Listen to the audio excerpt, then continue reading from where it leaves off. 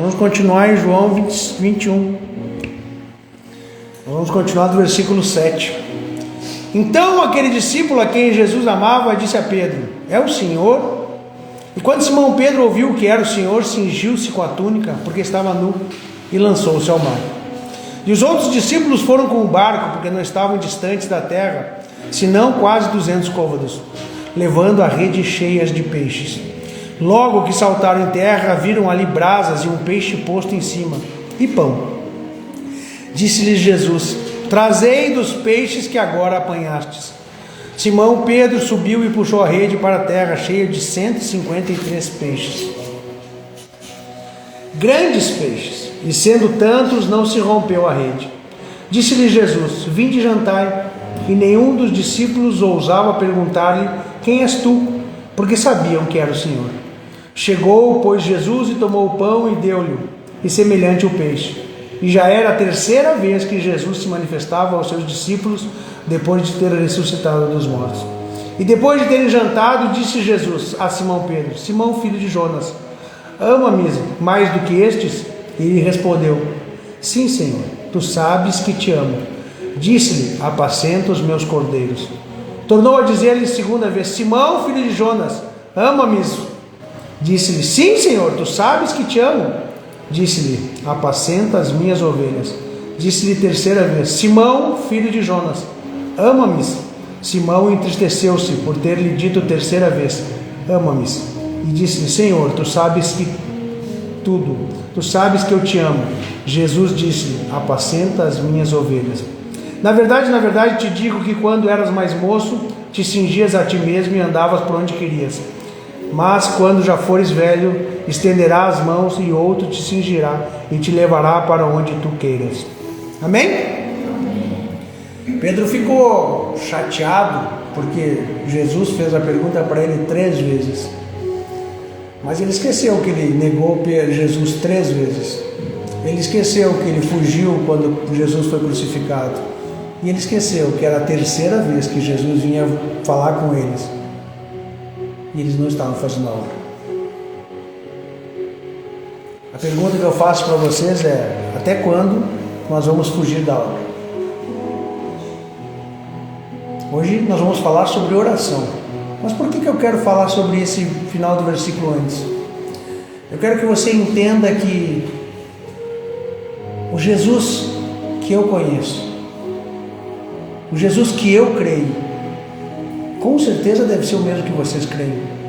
Só que veja bem, enquanto eles estavam lá pescando e não pegaram nada, Jesus disse: joga a rede do outro lado. Jogaram e pegaram 153 grandes peixes. O barco não afundou e a rede não rasgou. Isso é de Deus. Mas mais do que isso, que as pessoas não se dão conta, quando eles chegaram lá, a comida já estava pronta.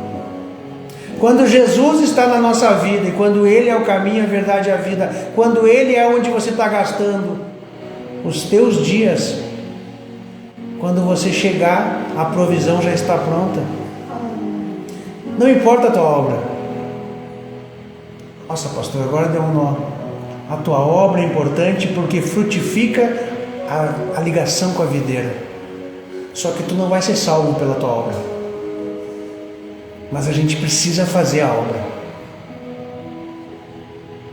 E mais, fazer a obra é tão maravilhoso, porque além de você ter um carregamento de peixes, ou seja, além de você estar salvando pessoas, recebendo aquele olhar, aquela bênção, recebendo aquela palavra da pessoa, quando você chega no lugar, Jesus já tem tudo pronto para você.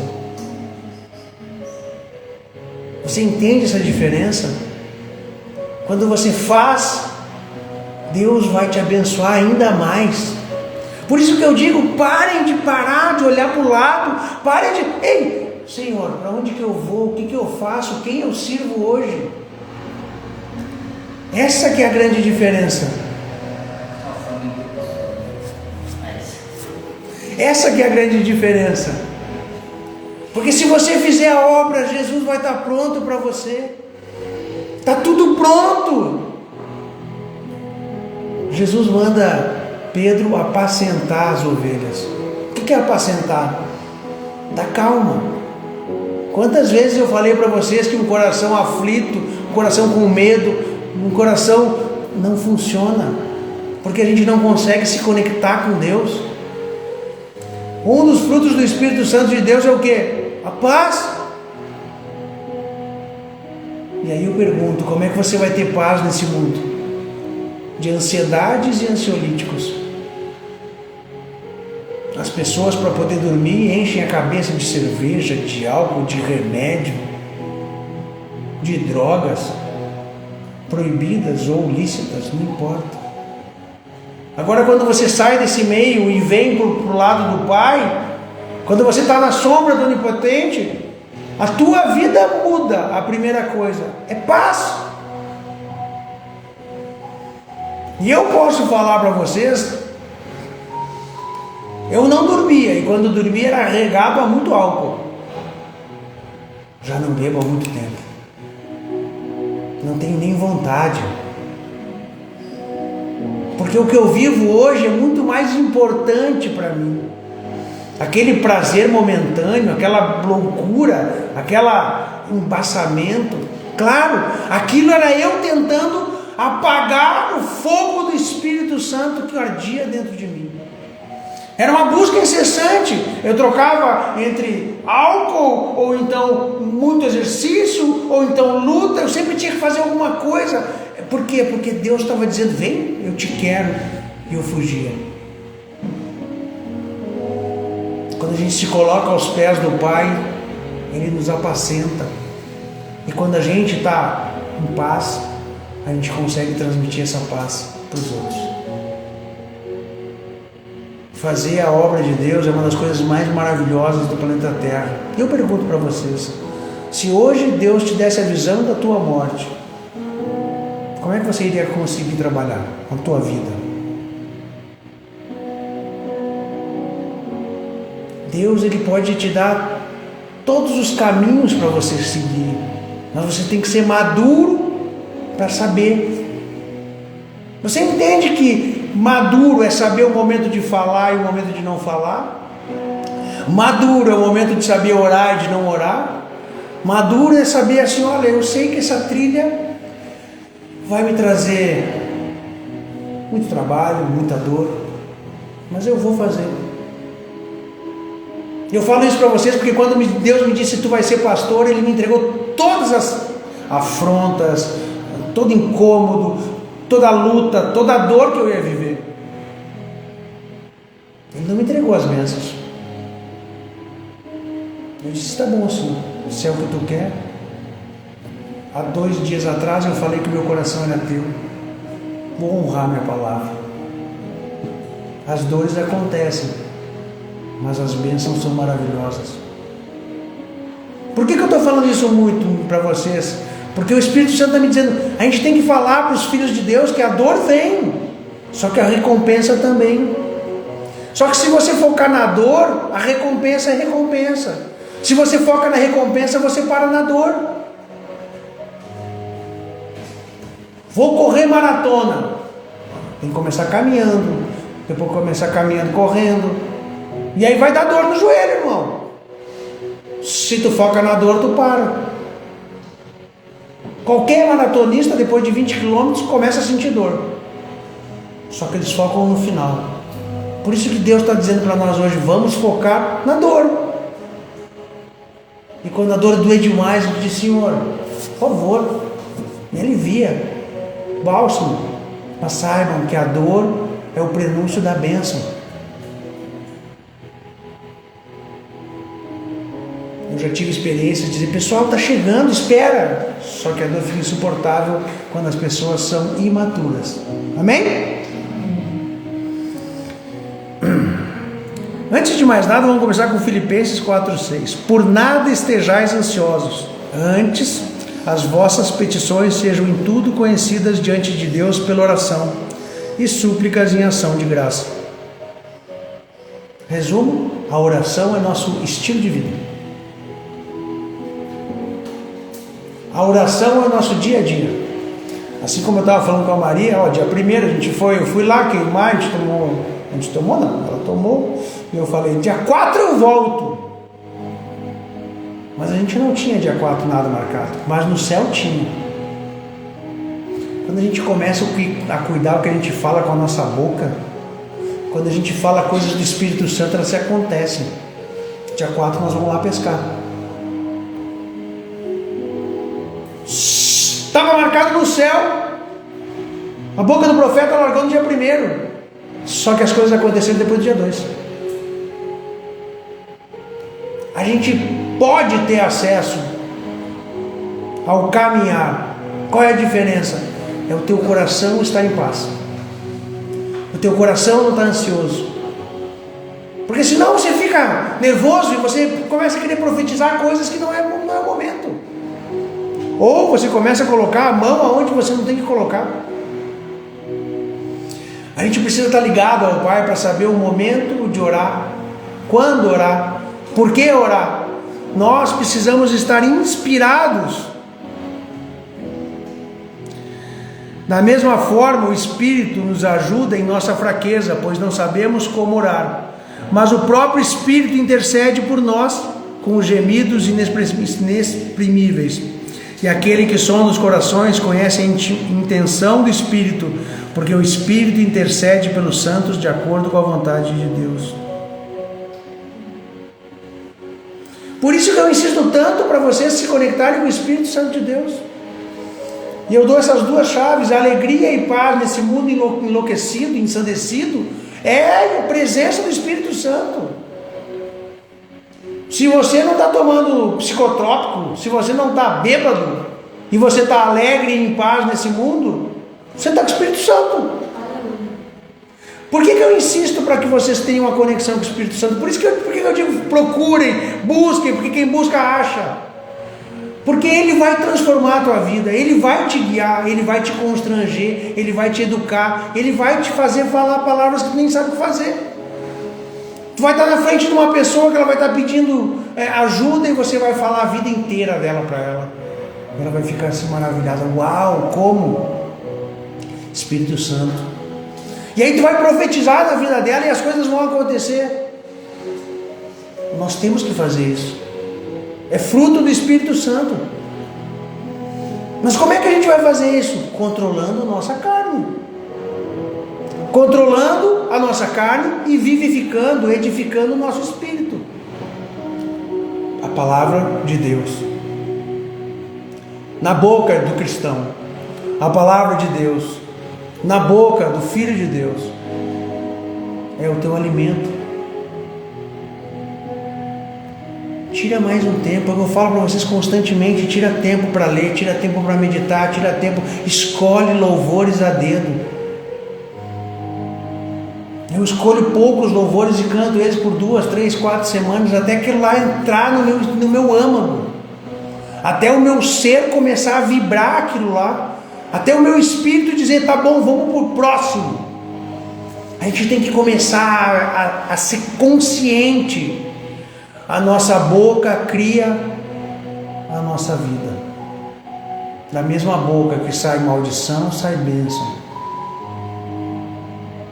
Só que uma boca que fica tornando de um lado para o outro, uma hora o espírito vai embora. Eu não canso de falar para vocês, porque é verdade, Deus tem limite. A gente precisa entender isso, porque esse negócio que Deus vai te amar para o resto da vida é mentira.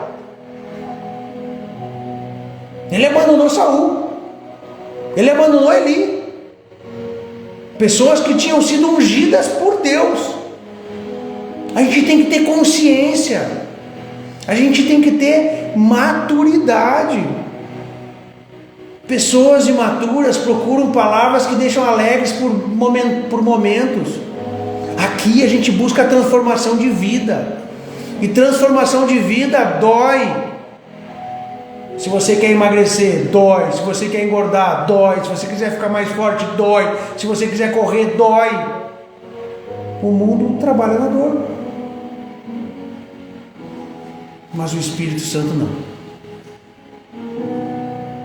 Porque o Espírito Santo, ele vai te moldando, te modificando de uma maneira lenta e gradual. Mas você precisa se policiar.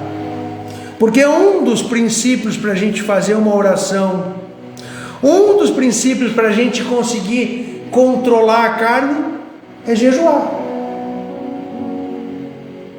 Jejuar constantemente. Em Atos 13:3, então, jejuando e orando e impondo sobre eles as mãos, os despediram.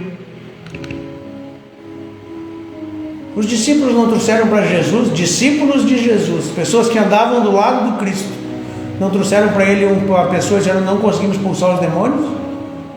E o que Jesus falou? Existem hordas, existem castas que só saem com jejum e oração.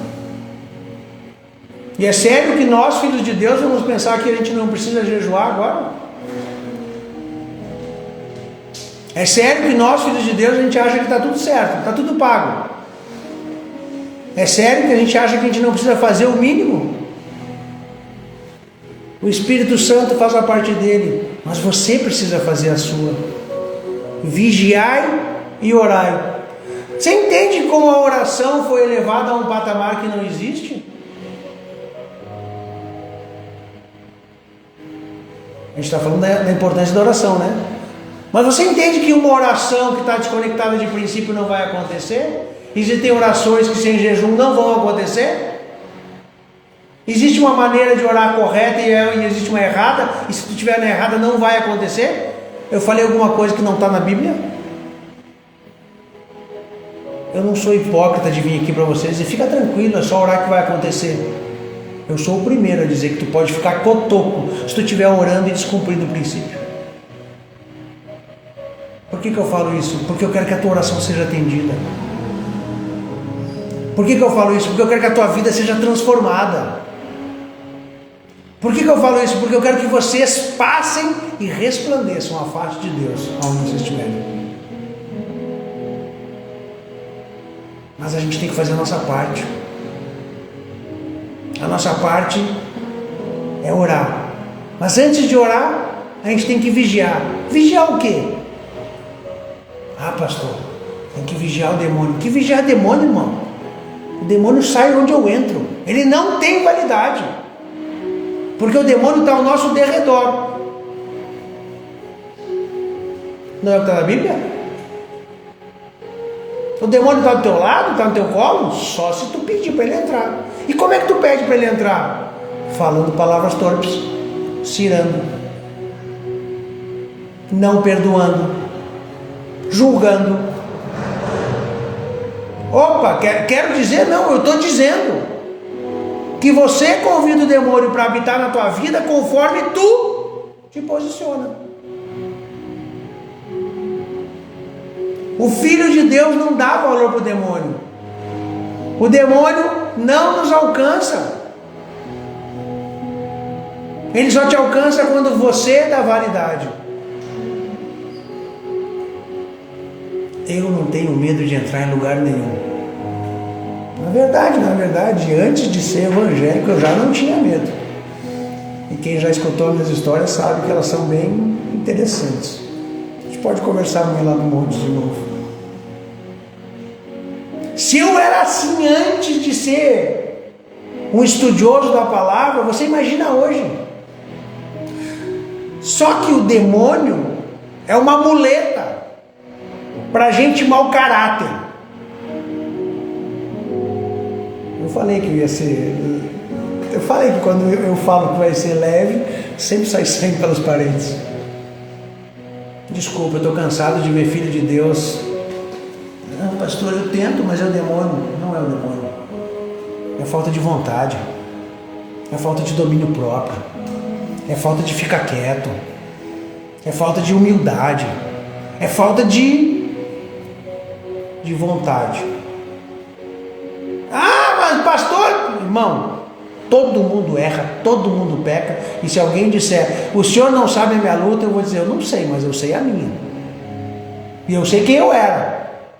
E eu sei quem eu sou. E eu sei o Deus que eu sirvo. E o poder que o Espírito Santo tem.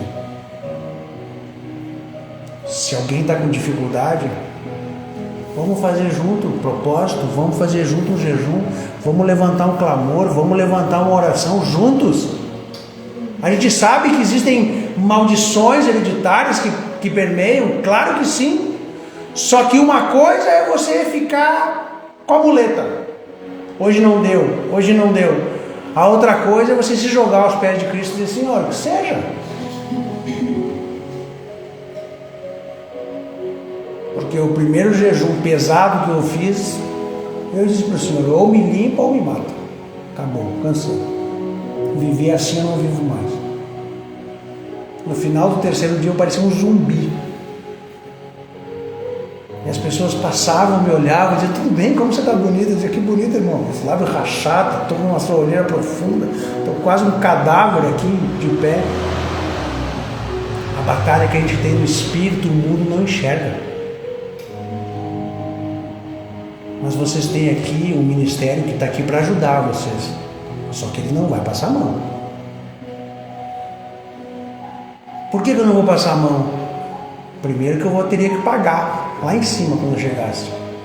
Segundo, eu quero que você saia desse lodo. Eu quero que você saia dessa tristeza. Eu quero que você saia desse aperto. Porque eu sei como é que é. Eu já vivi lá. É escuro, é fedido, nada funciona. Tudo te aperta, tudo te incomoda, você não tem paz. Só quando você consegue desligar o corpo físico, você consegue ter alguma coisa. Dói, incomoda. E assim como eu falei para o nosso amiguinho no domingo passado, só sofre um ataque pesado desses quem tem valor para Deus. Porque o diabo e o mundo não gastam tempo com lixo. O diabo só vai para cima de quem tem valor para Deus. Vai lá na rua lá, ou vai num lugar bem podre, vai ver se você encontra uma pessoa judiada que ela não tenha valor para Deus. Claro que ela tem. Por isso que o mundo amassa. Por isso que o mundo vai em cima, pesa, pega na mão. Em Mateus 6, de 17 a 18, tu, porém, quando jejuares, unge a tua cabeça e lava o teu rosto, para não pareceres aos homens que jejuas, mas a teu Pai que está em secreto, e teu Pai que vem em secreto te recompensará publicamente. Maior valor tem para Deus tudo que a gente faz que os homens não sabem. É importante vir para a frente do púlpito testemunhar quando a gente recebe a bênção.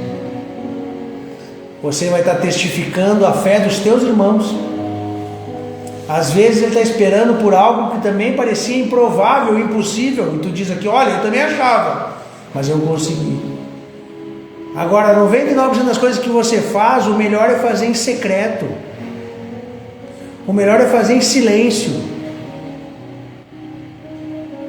E se você for fazer em público, que seja para inspirar outras pessoas, não para você ganhar aplauso. Isso se você quiser ganhar a recompensa divina. Se você quiser ganhar o aplauso mundano, aí o negócio é publicidade. Você entende que quanto mais você estuda o Evangelho, mais você entende que o mundo faz exatamente o contrário do que a gente é feito para fazer. Nós temos que servir e orar por quem? Por todos. O mundo é agradável com quem? Com quem lhe agrada ou com quem lhe tem interesse. Nós temos que perdoar quem? Todos. O mundo só perdoa se tiver o interesse por trás. Nós fazemos as coisas boas porque somos filhos de Deus. O mundo faz as coisas boas porque espera uma recompensa, uma troca. Por isso que o mundo vive no mundo. E eles não entendem.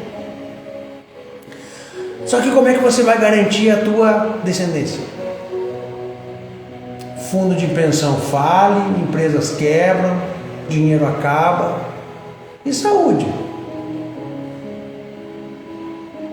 Agora, alguém já viu o justo mendigar o pão? E a descendência passa fome? Eu sei que muitas das coisas que me protegeram durante o mundo foi por oração dos meus avós. Quando eu me converti, Deus me mostrou. Lembra? Eu digo, lembro. E por que tu saiu vivo de lá? Eu disse, não sei nem porque eu saí de lá. Ele tinha joelho no chão por ti. Tinha oração por ti. E tu fizeste a tua parte, honrou teus avós, honrou teus pais. Nós temos que entender a palavra de Deus para que a gente consiga viver uma vida plena. No momento que você conseguir entender isso, se conectar com o Espírito Santo de verdade, a tua vida não vai mudar 1 centímetro, mas o teu coração vai estar em paz e alegria. Você ganhou o mundo. Porque quando o mundo não consegue mais te afligir, você dominou o mundo. O primeiro passo para você subir e ser um sucesso na sua vida é você dominar o seu coração. E você só domina o seu coração se conectando com o Espírito Santo. Porque ele ganha da carne. E para nós ganharmos da carne, louvor, princípio, palavra, jejum e depois oração. Louvor, princípio, palavra, isso tudo é vigiar. Está na palavra, vigiai e orai.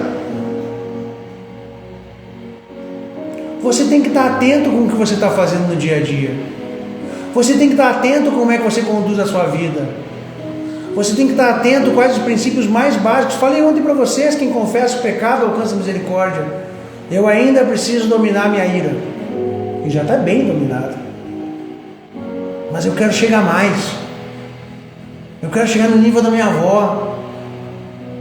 A minha avó amava todo mundo. Não tinha como.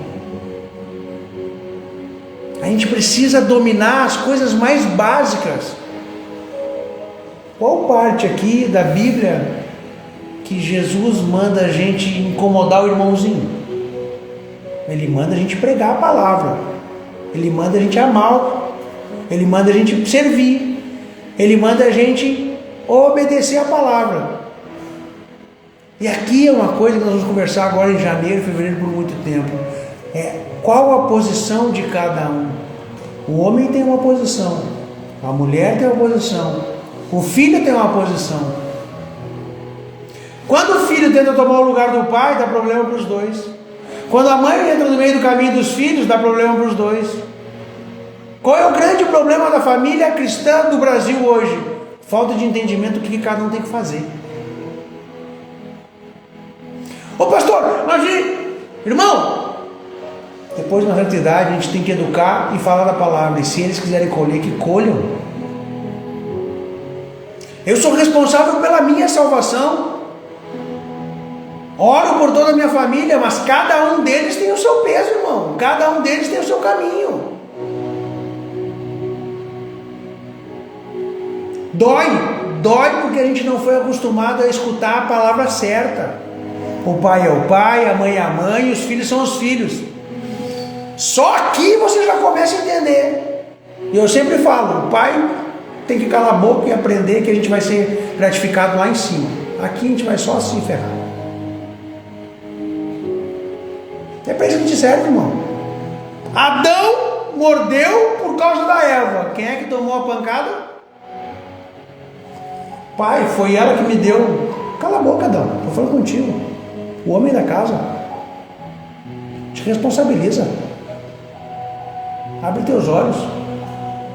É motivo então para a mulher fazer o que quiser? Não, mas se ela fizer o que ela quiser, o problema é dela. A promessa de Abraão e de Sara iam ter um filho. Sara disse, ei, vamos pegar a escrava. Abraão disse, boa ideia. Deus chamou a Sara. Por que tu falou isso para ele? Não, chamou Abraão. Pô, Abraão, tu é cabeção, né? Cada um tem que ter a responsabilidade. Cada um tem que saber o seu papel. Só que como o evangelho foi sendo suprimido e foi parando nas vírgulas, como quando a gente fala das coisas de verdade desagrada as pessoas, desculpa, irmão, quando eu chegar lá em cima eu vou dizer, Senhor, acho que eu fui duro demais. Ele vai dizer, não, foi bom, assim eu espero. Mas quando eu vejo a vida de vocês transformada do dia para a noite, eu entendo que cada jejum, que cada oração de madrugada, que cada estudo da palavra, que cada apontamento de dedo para mim valeu a pena. Se nem Jesus salvou o mundo inteiro, quem sou eu? A gente tem que reconhecer o nosso limite. A gente tem que reconhecer a nossa pequenez. Jesus não podia passar e curar todo mundo? E ele curava todo mundo? Vocês lembram daquela mulher que veio correndo e tocou? E ele disse, para aí, saiu o poder de mim? Mulher do fluxo de sangue, não existe essa passagem? Mas só um pouquinho. Ele não estava em volta de uma multidão tocando nele? Por que não saía o poder dele? Porque as pessoas estavam procurando ali o popstar Jesus, não a cura, não o poder. Isso foi o que eu falei para vocês, que eu falei para o meu amigo. Jesus é o mesmo. A igreja que vocês congregam, ela vai buscar o quê? Nós aqui buscamos Jesus inteiro. E Jesus inteiro é salvação, milagre, mas é Senhor. Jesus inteiro aqui vai te levar para o céu, vai te dar uma vida plena, vai fazer milagres e maravilhas na tua vida, mas vai te botar o dedo e vai dizer assim, eu sou o teu Senhor, tu é meu servo. Ou como eu prefiro, escravo de Jesus. Aqui a gente busca Jesus por inteiro. Existiam centenas, talvez milhares de pessoas em volta de Jesus, todo mundo tocando nele, só uma pessoa conseguiu tirar o poder dele, porque foi isso que ela foi buscar, a cura. O que você quer de Jesus? Só dinheiro? Só um marido? Talvez umas propriedades? Saúde? Sabe o que eu quero de Jesus? Todas as promessas. E eu espero que a partir de hoje é isso que vocês queiram com Jesus. Todas as promessas, de A a Z, de vida plena, a caminhar sobre as águas, de poder colocar a mão sobre as pessoas, orar e curar, converter milhares somente com uma palavra. Eu desejo, Deus me entregou que eu vou pregar para milhares, mas eu não me importo, hoje eu estou feliz aqui. E lá eu vou estar feliz também, porque o que eu quero é estar servindo a Ele. E você? O que você quer de Jesus? Se é só dinheiro, é tão pouco. É tão pouco porque durante a Bíblia inteira eu lembro de uma passagem que ele abriu a boca do peixe para pagar imposto por uma moeda e disse, sobra, faz o que tu quiser. Eu nunca vi Jesus pedindo dinheiro para as pessoas. O que você quer de Jesus? Ele é filho de Deus, unigênito. Deus é aquele carinha que criou tudo aqui. Até a lei da física ele criou. Mas o que a gente vai buscar em Deus? É óbvio que quando eu vim para Deus eu tinha um pedido. Mas o que eu quero inspirar vocês nesse ano é: entendam a grandeza do Pai. E entendam que tudo é tudo. Na verdade, tudo é muito mais do que você pode imaginar e entender na tua vida inteira. O jejum que agrada a Deus é aquele que se compartilha a comida com os famintos, se recebe os pobres em casa, se dá roupa aos que não têm e se socorre aos parentes. É tudo ligado, você já viu? Servir, amar, perdoar, servir, amar, perdoar, servir, amar, perdoar, servir, amar, perdoar, servir, amar, perdoar. Em oração, ore pelos outros. Em jejum, ajude os outros. Preciso de dinheiro, ajude os outros. É tudo assim. É que depois que Jesus veio, mudou. É dando que se recebe. Agora eu pergunto para você, se você sabe que é dando que se recebe, por que você não entrega a tua vida para Jesus? O que será que você vai receber de volta? O que será que Deus vai conseguir fazer na tua vida? O que será que Deus tem programado para ti? O que a gente consegue imaginar é tão pequeno. Por que é tão pequeno? Porque ele vai um pouco além do limite do que a gente já vive. se você parar para pensar, você lembra de pessoas pequenininhas que tinham até dificuldade de falar, que depois estavam falando para multidões. Pessoas semi-alfabetizadas que viajam o Brasil inteiro pregando a palavra de Deus. E lembre que para Deus não existe tempo errado, existe o tempo da conversão. Como pregado ontem, a primeira pessoa que subiu aos céus foi o ladrão, que se converteu um pouquinho antes da morte de Jesus. Que esse ano a gente comece a orar mais pelos outros. Em 1 João 5,14: esta é a confiança que temos ao nos aproximar de Deus. Se pedirmos alguma coisa de acordo com a vontade de Deus, Ele nos ouvirá. Tudo que eu falei agora, quase 40 minutos de pregação, não é tudo caminhando para você entregar o teu coração e a tua vida para Jesus? Se você entrega tudo para Ele, e aí você chega em casa e você tem uma vontade de orar pela fulana, você ora. Você tem uma vontade de orar pelo parente, você ora. E aí você tem uma vontade de orar por uma bênção para você. Você acha que tudo isso não foi inspiração do Espírito Santo? Não é pedido direto de Deus? Entende por que eu digo para vocês: busca o Espírito Santo, busca o Espírito Santo, esquece o que você precisa. Deus sabe tudo o que você precisa. Quando orarem, não falem por falar, como fazem os gentios, pois eles pensam que por muito falar serão ouvidos. Portanto, não sejam como eles, porque o seu Pai sabe do que vocês precisam antes mesmo de vocês lhe pedirem. Antes mesmo de você ter a necessidade, Ele já sabe que você precisa. Agora a pergunta que eu faço para vocês: se você começa a esquecer o seu e começa a trabalhar com Jesus, você acha que Ele não vai te abençoar?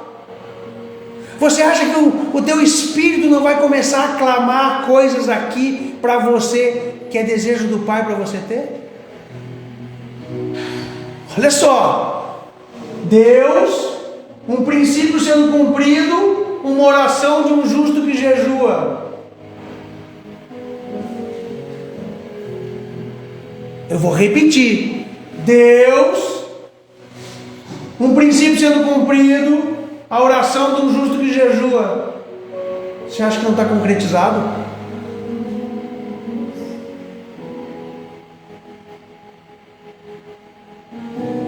As coisas começam a acontecer assim: ah, preciso resolver aquela questão, pagar porque eu preciso fazer uma reserva lá.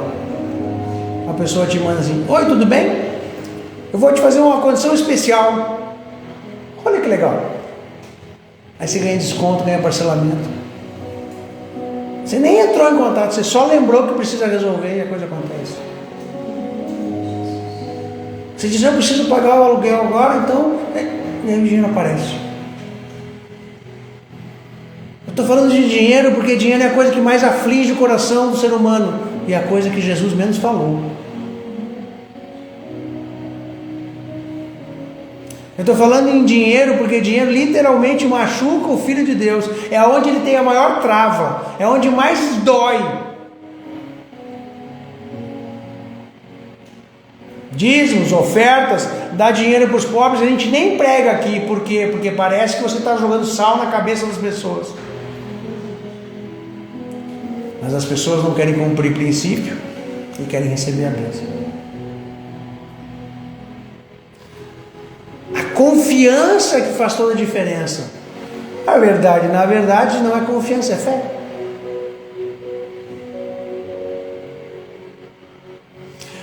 Ah, pastor, então tu joga com Deus? Eu não jogo com Deus, irmão.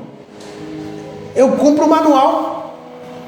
Eu lembrei esses dias que com uns 20 e poucos anos eu estava tentando escrever um livro chamado Manual da Vida, porque eu estava nessa busca de entender como é que funciona. Porque eu dizia: eu vejo que umas pessoas funcionam numa área, outras na outra. Eu vejo que aquele cara lá que era para ter morrido não morre, e aquele que se cuidava já morreu. Eu queria entender. E quando eu me converti, a primeira grande resposta que eu tive foi: viu por que uns morrem e outros não? Honrar o Pai. Aí eu fui com sede no Evangelho e comecei: e aqui? E aqui, diabo, funciona! É sempre batata.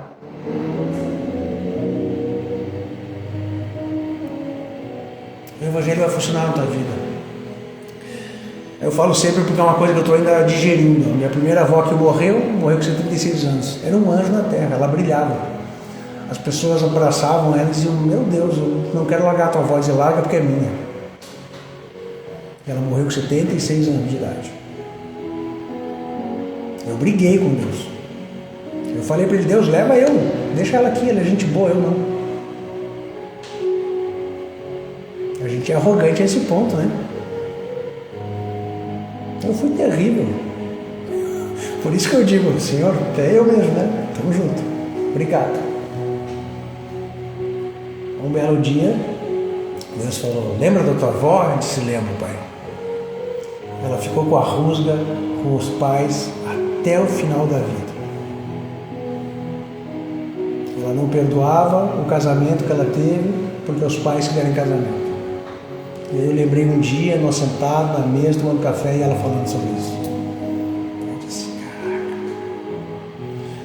Era uma pessoa maravilhosa, mas aquele pontinho tirou uns 20 e poucos anos da vida dela, na Terra. Você entende que os princípios, eles são independentes? Você pode cumprir um, vai dar certo numa coisa, outro na outra. Por isso que eu falo para você de novo. Por isso que eu quero que o Espírito Santo te inspire hoje. Ao quê? A buscar esse Jesus completo.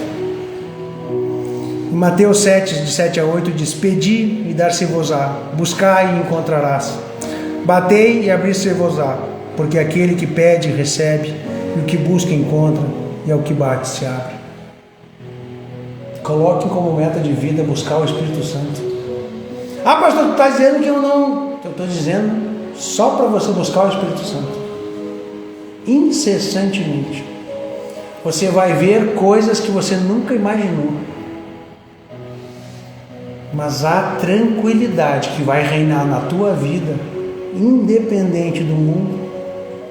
Vale a pena. Vale cada segundo. A primeira vez que o Espírito Santo de Deus me abraçou, eu lembro como se fosse hoje. E eu disse: valeu a pena. É aqui que eu queria estar. No calor do Pai. No aconchego do colo de quem me ama. De quem me viu quem eu poderia ser, não de quem eu era. De quem me pegou no pior momento da minha vida, que eu estava sendo esquecido e jogado no chão por todos. Literalmente estava virando uma carta fora do baralho. E Deus disse: vem aqui, vamos conversar. Eu te amo. Amém?